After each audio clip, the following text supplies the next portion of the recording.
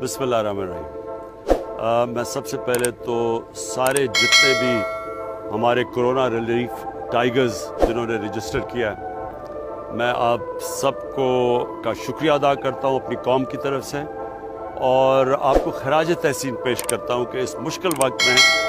आपने फ़ैसला किया कि आप हमारे साथ मिल के ये जहाद लड़ेंगे। अब तक 8.5 लाख मेंबर्स बन चुके हैं और हम चाहते हैं कि ये मज़ीद और हमारे मेंबर्स बढ़ें, तो 10 से हमने 15 अप्रैल को आखिरी डेट रखी है। हमारी कोशिश ये है कि जो हेल्थ वर्कर्स हैं, नर्सेज, डॉक्टर्स, जिनका भी कोई भी तजर्बा है हेल्थ के अंदर, मेडिसिन के अंदर, मैं चाहता हूँ कि वो हमारे साथ रजिस्टर करें, क्योंकि इंशाअल्लाह अगर जिस तरह हमारी फोर्स बनती जा रही है तो जो भी आगे मुश्किलात आएंगी, जो हमें पता है आएंगी मुश्किलात, तो इंशाअल्लाह हमें सारी टाइगर फोर्स, सारी कौम मिल के, हमारी फ़ौज, हमारी एडमिनिस्ट्रेशन, ब्यूरोक्रेसी, सब मिल के इसका मुकाबला करेंगे।